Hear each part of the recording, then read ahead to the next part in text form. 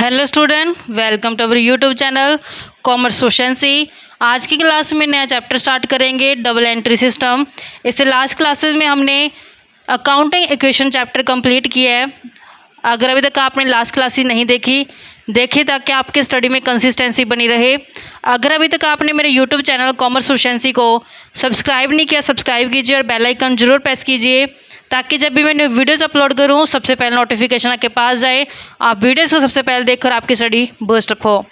Double entry system क्या कहते हैं कि डबल एंट्री नाम से क्लियर है कि जो भी ट्रांजेक्शन्स बिजनेस के अंदर की जाएंगी, हर एक ट्रांजेक्शन का जो इम्पैक्ट पड़ेगा वो डबल साइड पड़ेगा। यानी कि अगर एक अकाउंट को डेबिट किया जाएगा तो वहीं सेम अमाउंट से दूसरे अकाउंट को क्रेडिट किया जाएगा। एक अकाउंट का जो एक बिजनेस ट्रांजैक्शन का जो इफेक्ट है वो दो से ज़्यादा अकाउंट के ऊपर भी बढ़ सकता है, लेकिन जो साइड का टोटल होगा, चाहे वो डेबिट और क्रेडिट दोनों साइड का जो टोटल होगा वो हमेशा ही इक्वल आएगा। एक्सप्लेनेशन कवर करते हैं। कहते हैं कि जो ये डबल एंट्री सिस्टम है ये मोस्ट प्रोग्रेसिव, साइंटिफिक और कंप्लीट सिस्टम है फाइनेंशियल ट्रांजैक्शंस को रिकॉर्ड करने का। जो रूल्स होते हैं ट्रांजैक्शंस को रिकॉर्ड करने के वो बिल्कुल डिफाइन है, क्लियर हैं। डबल एंट्री सिस्टम के अंदर जो ज़्यादातर कंट्रीज़ में यूज़ किए जाते हैं, इस सिस्टम के हिसाब से दो अकाउंट्स जो शामिल किए जाते हैं हर एक बिजनेस ट्रांजैक्शंस के अंदर। यानी कि जितनी बिजनेस ट्रांजैक्शंस होगी हर एक बिजनेस ट्रांजैक्शन का इंपैक्ट दो अकाउंट के ऊपर पड़ेगा। एक अकाउंट को डेबिट किया जाएगा, वहीं दूसरे अकाउंट को क्रेडिट किया जाएगा। तो ये सिस्टम है जो ये एक्यूरेसी बताता है अकाउंट्स की। अकाउंट की एक्यूरेसी कैसे पता चलती है कि जब हमने बिजनेस ट्रांजैक्शंस को रिकॉर्ड किया है, रिकॉर्ड करने के बाद हमने लेजर्स अकाउंट प्रिपेयर करने होते हैं। लेजर अकाउंट का मतलब क्या होता है कि हर एक ट्रांजैक्शन जो सिमिलर नेचर की होती है एक ही अकाउंट के अंदर हम रिकॉर्ड कर देते हैं, जिसे लेजर्स बोलते हैं। तो जब लेजर्स अकाउंट प्रिपेयर किए जाते हैं तो उसका जो बैलेंस आता है, बैलेंस ट्रांसफ़र किया जाता है ट्रायल बैलेंस अकाउंट के अंदर। तो यहाँ पे जब ट्रायल बैलेंस अकाउंट बनाते हैं तो ट्रायल बैलेंस अकाउंट की डेबिट और क्रेडिट साइड दोनों इक्वल आनी जरूरी होती है।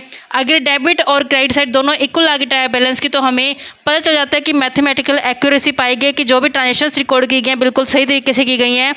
कुछ भी गलती है जो ट्रांजेक्शन्स को रिकॉर्ड में नहीं की गई है। जब ट्रायल बैलेंस बनाए जाते हैं उसके बाद ट्रायल बैलेंस की हेल्प से profit and loss account prepare किया जाता है। प्रॉफिट एंड लॉस अकाउंट से पता चल जाता है कि कितना प्रॉफिट कमाया गया है या फिर कितना लॉस सफ़र किया गया है। ऐसे उसके बाद बैलेंस शीट प्रिपेयर की जाती है। बैलेंस शीट का इस्तेमाल फाइनेंशियल पोजीशन को जानने के लिए किया जाता है कि फर्म की जो फाइनेंशियल पोजीशन क्या है, तो ये बैलेंस शीट की हेल्प से जो पता चलती है। अब जिसकी मेन आती है हिस्ट्री की, जो ये हमारे पास डबल एंट्री सिस्टम है ये कहाँ से जनरेट हुआ, कि जो ये डबल एंट्री सिस्टम बुक है ये सबसे पहले 1494 में लुका पिकोली ने लिखी थी। लुका पिकोली जो फादर ऑफ अकाउंट भी कहलाते हैं। ये लुका पिकोली है जो रेजिडेंट थे सिटी ऑफ विनाइस इन इटली के। इन्होंने इस बुक के अंदर डिस्कस किया था मेथड की क्या तरीका रहेगा बुक्स ऑफ अकाउंट्स के अंदर ट्रांजेक्शन्स को रिकॉर्ड करने का। जो बुक्स है ये बहुत ज़्यादा पॉपुलर हुई शॉर्ट टाइम के अंदर ही, कम टाइम में ही ये बहुत ज़्यादा फेमस होगी बुक। इसके बाद जो ये बुक थी इसको ट्रांसलेट कर दे गए इंग्लिश लैंग्वेज में ह्यूज ओल्ड कैस्टल द्वारा 1544 में। बाद में बहुत सारे चेंजेस किए गए इसके अंदर और फाइनली कंप्लीट बुक जो छाप दी गई English system of book keeping के नाम से। इसमें जो ये रिटन की गई थी ये एडवर्ड जोन्स द्वारा 1785 में रिटन की गई थी, लिखी गई थी। इस बुक के अंदर जो पुराना सिस्टम था कंप्लीटली इसको रिवाइज कर दिया गया। Use of purchase book, cell book और प्रिपेयर करना ट्रायल बैलेंस डिस्कस किया गया सबसे पहले इस बुक के अंदर कि किस तरीके से परचेज बुक बनाई जाएगी, सेल बुक, और कैसे ट्रायल बैलेंस प्रिपेयर किए जाएंगे। ये सारा इस बुक के अंदर है जो डिस्कस किया गया। Due to its peculiarities this systems has been adopted by all the progressive country all over the world. तो इसकी जो स्पेशलिस्टिक खासियत के कारण है जो ज़्यादातर ये बुक है जो अडोप्ट की गई पूरे प्रोग्रेसिव कंट्रीज़ में ऑल ओवर द वर्ल्ड के अंदर जिसको अडोप्ट किया गया। अब यहाँ पे मीनिंग क्या होता है डबल एंट्री सिस्टम का, यानी कि जो डबल एंट्री सिस्टम है इसका मतलब क्या होता है कवर करते हैं। डबल एंट्री सिस्टम कहता है कि जितनी बिजनेस के अंदर ट्रांजेक्शन्स होंगे उसका इफेक्ट जो कम से कम दो अकाउंट्स के ऊपर पड़ेगा और वो अपोजिट डायरेक्शन में पड़ेगा।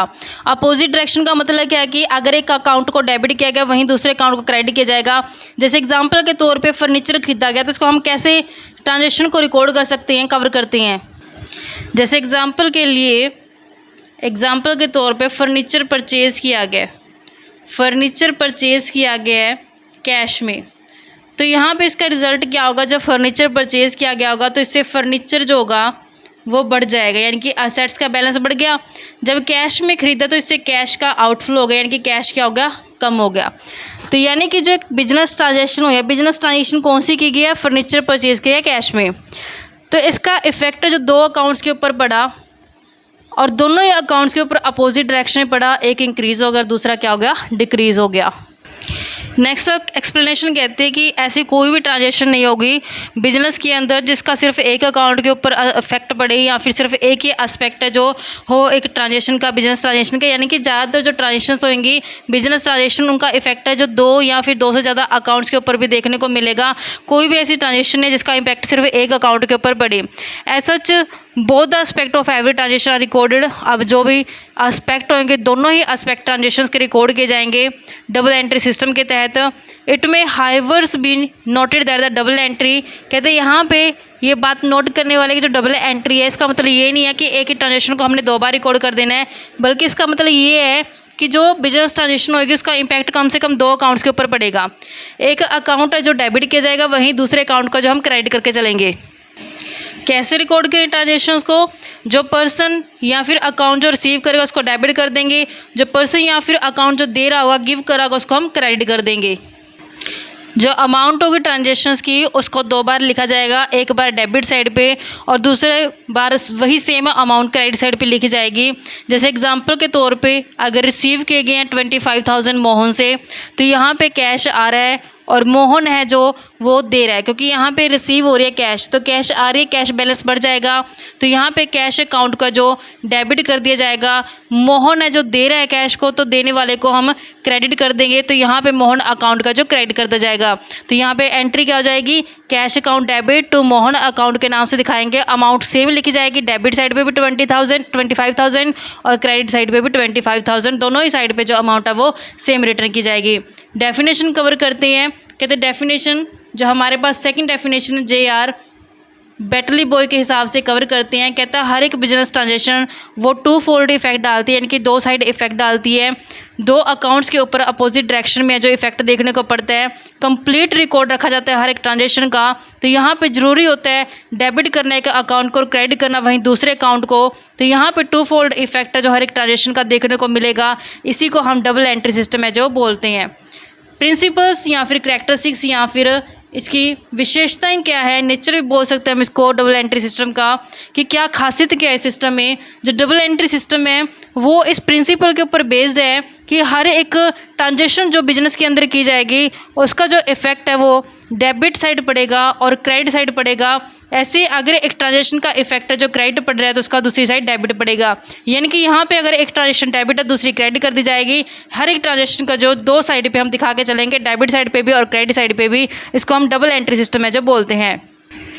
फर्स्ट करैक्टरिस्टिक्स आती है कि every business transactions affect to account, यानी कि जितनी बिजनेस के अंदर ट्रांजेक्शंस होती हैं हर एक ट्रांजेक्शन का इम्पैक्ट है जो दो अकाउंट्स के ऊपर पड़ेगा।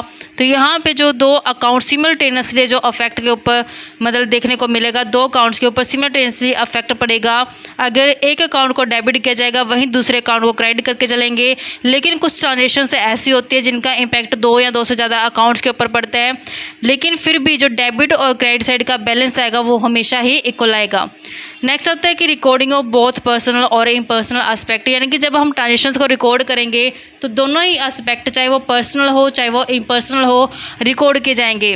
बोथ पर्सनल और इम्पर्सनल एस्पेक्ट ट्रांजेक्शन के रिकॉर्ड किए जाएंगे डबल एंट्री सिस्टम के अंदर।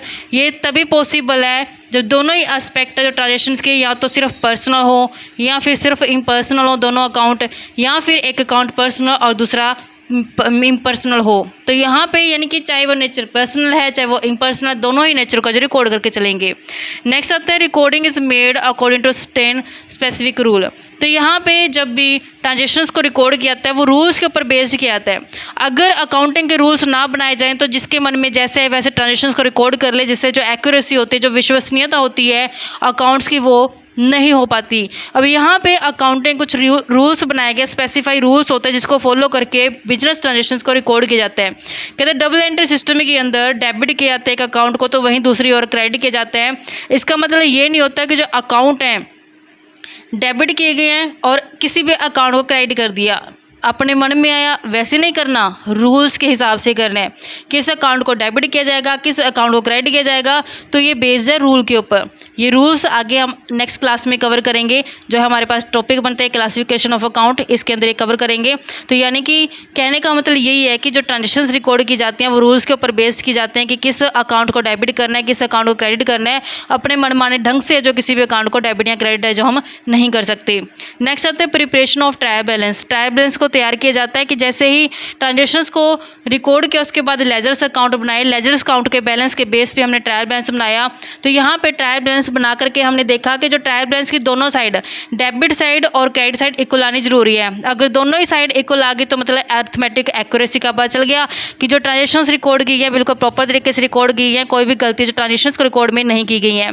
तो यहाँ पे जो मैथमेटिकल एक्यूरेसी होती है वो हमें ट्रायल बैलेंस की हेल्प से जो पता चल पाती है। तो ये हमारे पास प्रिंसिपल या फिर कैरेक्टरिस्टिक्स थी डबल एंट्री सिस्टम की। आई होप क्या वो क्लियर हो गई होगी। नेक्स्ट क्लास में कवर करेंगे क्लासिफिकेशन के अकाउंट्स की। ये मेन है, ये इंपॉर्टेंट क्वेश्चन है अपने आप में, तो ये कंप्लीट करेंगे नेक्स्ट क्लास के अंदर। ऐसी रेगुलर क्लासेस के लिए आप मेरे यूट्यूब चैनल कॉमर्स प्रोफिशिएंसी को सब्सक्राइब, लाइक और शेयर करें। बेल आइकन जरूर प्रेस करें ताकि जब भी मैं वीडियोस अपलोड करूं सबसे पहले नोटिफिकेशन आपके पास जाए, आप वीडियोस को सबसे पहले देखकर आपकी स्टडी बूस्टअप हो।